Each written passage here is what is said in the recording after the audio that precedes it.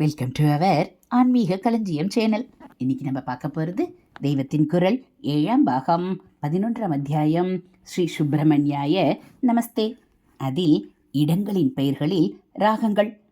சுவாமிகள் கிருதியின் ராகம் காம்போதின்னு சொல்கிறோம். புஸ்தக பேரு காம்போஜி தானே என்று கேட்கிறார்கள். அரியக்குடி ஆமாம் என்றவுடன் சுவாமிகள் கூறலானார். காம்போஜம் என்கிறது கம்போடியான்னு பல பேருக்கு தெரிஞ்சிருக்கும். அங்கே பாரத கலாச்சாரம் ரொம்ப ஆழமாக பரவி இருக்கிறதும் தெரிஞ்சிருக்கலாம். ஒருவேளை அந்த தேசத்திலிருந்து இறக்குமதி பண்ணிண்ட ராகம்தான் காம்போஜியோன்னோ அப்படி இல்லைன்னு சாம்பமூர்த்தி மாதிரியான ரிசர்ச்காரா சொல்கிறா. நம்மக்கிட்டே இருந்து தான் அவ அநேக சமாச்சாரம் கடன் வாங்கிண்டாலே தவிர நாம் அந்த காலத்தில் நாகரிகத்தில் ரொம்ப பின்தங்கி இருக்கிற அவாக்கிட்ட இருந்து எதுவும் எடுத்துக்கல. நிச்சயமாக சங்கீதத்தில் ரொம்ப முன்னேறி இருந்த நாம் ஏதோ ஃபோல்க் மியூசிக் தான் இருந்த கிழக்காசிய தேசங்களிலிருந்து எதுவும் கடன் வாங்கலைன்னு சொல்கிறா. பின்னே ஏன் காம்போஜின்னு பேருன்னா இன்னொன்று தோன்றுறது. கம்போடியாவை மாத்திரம் காம்போஜம்னு சொல்லலை. இந்தியாவோட வடக்கத்தி எல்லையை ஒட்டினாப்புல இருக்கிற ஒரு பிரதேசத்தையும் காம்போஜம்னே சொல்லி இருக்கான்னு தெரியுது. காளிதாசன் ரொம்ப விஷயம் தெரிஞ்சவர். மேக சந்தேஷத்தில் இந்தந்த வழியாக போன்னு மேகத்துங்கிட்ட எக்ஷன் சொல்லிண்டு போகிறதை வச்சே கரெக்டாக மேப் போட்டுடலாம். அவ்வளவு சரியாக சொல்லியிருப்பார். அவர் ரகுவம்சத்தில் ரகு தேசம் தேசமாக படையெடுத்துண்டு போய் ஜெயிச்சதை வரிசையாக சொல்லிண்டு போகிறச்ச சிந்து நதியை தாண்டி வடக்கே இமயமலையை ஒட்டினா போலேயே காம்போஜத்தை சொல்லி இருக்கிறார். இதிலிருந்து அகண்ட பாரதம்னு விசால இந்தியான்னு சொல்கிற தேசத்துக்குள்ளேயே ஹிண்டுகுஷ் பிராந்தியத்தில் ஒரு காம்போஜம் இருந்திருக்கிறதா தெரியறது. அங்கே விசேஷமாக இருந்த ஒரு ராகத்திலே இருந்து காம்போஜி உண்டாச்சு போல இருக்கு. அநேக ராகங்கள் ஒவ்வொரு சீமையிலிருந்து வந்ததாலேயோ என்னமோ அந்த சீமையின் பேரை வச்சுருக்கோல்லையோ.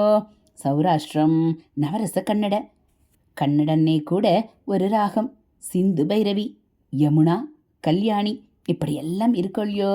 இந்த மாதிரி காம்போஜ பிரதேச சம்பந்தமாக காம்போஜி ராகம்னு இருக்கலாம். ரிசர்ச் பண்ணுறவா என்ன சொல்கிறான்னா, காம்போதி, மோகனம் மாதிரி சில ராகங்கள் தேசம் பூராவுமே ரொம்ப ஆதி காலத்திலிருந்து இருந்திருக்குங்கிறா. அப்புறம் அதுக்கு நன்னா மெருகேத்தினவா எந்த சீமைக்காராலோ அதன் பேர் ராகத்துக்கு வந்திருக்கலாங்கிறா.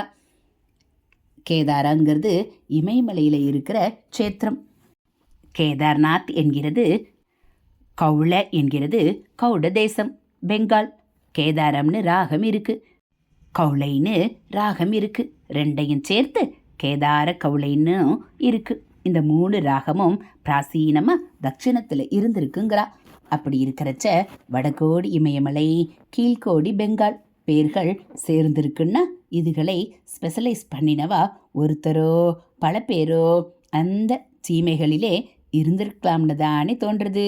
மனுஷாலை குறிப்பாக சங்கீத வித்வான்களை அவளோட ஊர் பேரிலேயே சொல்கிற வழக்கம் ஒன்னையே அரியக்குடிங்கிறதுலேருந்து தெரியறது. இப்படி ஒரு ராகத்தை பிரசித்தி பண்ணின வித்வானோட சீமை பேரிலேயே கன்னட, கௌளை, கேதாரம், காம்போஜிங்கிற மாதிரி பேர்கள் வந்திருக்கலாம். ஹரஹர சங்கர, ஜெய ஜெய சங்கர. அடுத்து தேவார பண்கள். உனக்கு பண்ணாராய்ச்சியில் பரிச்சயம் உண்டோ? அவ்வளவாக இல்லை. திருப்பாவைக்கு ராகம் போட்டிருக்கியே, ஆனால் தேவார மாதிரி திவ்ய பிரபந்தங்களிலே பண்பேர் கொடுக்கவும் இல்லை. பாசுரம் சேவிக்கிறவா சங்கீதமாக பாடுறதும் இல்லையே. திவ்ய பிரபந்தத்தை பிராமணாலே சொல்கிறதால வேதம் மாதிரியா ஒரு தினுசா அதை ஏத்தல் இறக்கல் பிராசத்தோட சொல்கிறதுன்னு தானே ஏற்பட்டிருக்கு. நீ ஒன் மனோபாவப்படி மனோதர்மப்படி திருப்பாவைக்கு ராகம் போட்டாயாக்கும்.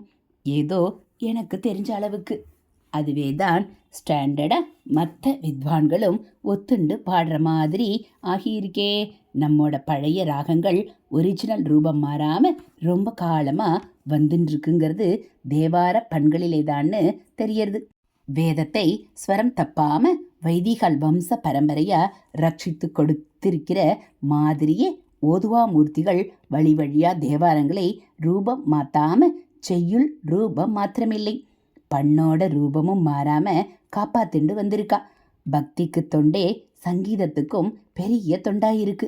இப்போ சங்கராபரணம், பைரவி, நீலாம்பரினெல்லாம் சொல்கிற ராகங்கள் வேற பேரில் இன்னின்ன பண்ணாய் இருந்தது. அப்படியே தொடர்ந்து பாடிண்டு வரான்னு ரிசர்ச் பண்ணி நிச்சயப்படுத்தியிருக்கா. இதில் சௌராஷ்டிரம், கேதார கவுளை இருக்குது, காம்போதியும் இருக்குது, எதுக்குள்ள காம்போதி கூட இருக்குது. காம்போதிக்கு தக்கேசின்னோ என்னமோ பண்ணிலே பேர் சொல்கிறா. காம்போதி மேலராகம் இல்லையொல்லியோ? இல்லை, ஹரி காம்போதி தான் மேளம், காம்போதி அதன் ஜன்யம். ஆனால் ஹரி காம்போதியை விட ஃபேமஸாக இருக்குது. அப்பாவை விட பிள்ளை வசத்தியாக இருக்காப்புல. இப்படி சில ஜன்ய ராகங்கள் ஜனக ராகத்தை விட பிரபலமாக இருக்கு இல்லையா? பைரவியும் பெரியவா சொல்கிற மாதிரி தான், அது நடபைரவி ஜன்யம். சரி, நீ பாடு. வரவழைச்ச காரியத்தை பண்ண விடாம ஊர்க்கதையில் போயிண்டு இருக்கேன். ஹரஹர சங்கர, ஜெய ஜெய சங்கர. அடுத்து ஒன்ஸ் மோர். அரியதோர் இசை விருந்தாக அறியக்கூடியவர்கள் ஸ்ரீ சுப்பிரமணியாய நமஸ்தே பாடினார். பக்கவாத்தியங்களும் தம்புரா ஸ்ருதியுமின்றி அவர் பாடினாலும் நிறைவாகவே இருந்தது. கிருதி முழுதையும் அவர் பாடி முடிக்கும் வரையில் சுவாமிகள் கண்மூடி ஆழ்ந்து செவிமடுத்தார்கள். முடிந்ததும் நீ தனியாக பாடினதாலேயே பாட்டு இன்னும் எடுப்பா நின்னுது. வார்த்தைகளும் ஸ்பஷ்டமாக கேட்டுது. திருப்தோஸ்மி சொல்கிறேன், இன்னொரு தரம் பாடு. ஒன்ஸ் மோர் எதுக்கு கேட்குறேன்னா, வாக்கியம் வாக்கியமாக நிறுத்தி பாடு. அர்த்தம் சொல்லிண்டு வரேன். உனக்கு தெரியாதுங்கிறதுக்காக இல்லை. அந்த வியாஜத்திலே என் மனசை இன்னும் சித்தே தீட்சிதர்வாளுடைய சாகித்ய அழகிலே சுத்த விடுறதுக்காகவும் தான் சொல்கிறேன். இங்கே இருக்கிறவாளெல்லாமும் மகான்களோட சிருஷ்டிகளில் எவ்வளவு அழகு அர்த்தம் இருக்குன்னு தெரிஞ்சுப்பா என்று சுவாமிகள் ஆக்ஞாபித்தார். அறியக்கூடியவர்கள் ஒவ்வொரு சொற்றொடராக நிறுத்தி மீண்டும் அக்கிருதியை பாட சுவாமிகள் பொருள் விளக்கி வந்தார்கள். அதனை இதே விஷயங்கள் தொடர்பாக வேறு சில சமயங்களில் அவர்கள் அருளியவற்றிலிருந்து சில சுடர்மணிகளையும் சேர்த்து இங்கு அளிக்கப்படுகிறது. முகவுரை மற்றும் ஹரஹர சங்கர, ஜெய ஜெய சங்கர, ஹரஹர சங்கர, ஜெய ஜெய சங்கர. பெரியவா சரணம்.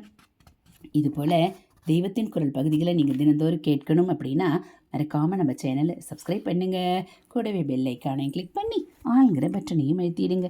நம்ம சேனலில் வரக்கூடிய தெய்வத்தின் குரல் பகுதிகள், மகாபிரிவ மகிமை, மகாபிரிவ அருள்வாக்கு, ஆன்மீக தகவல்கள் எல்லாம் உங்களுக்கு பிடிச்சிருந்தா ஒரு லைக்கும் கமெண்ட்டும் கொடுத்து உங்களுக்கு தெரிஞ்சவங்களுக்கும் ஷேர் பண்ணுங்கள். ஹரஹர சங்கர, ஜெய ஜெய சங்கர. பெரியவா சரணம்.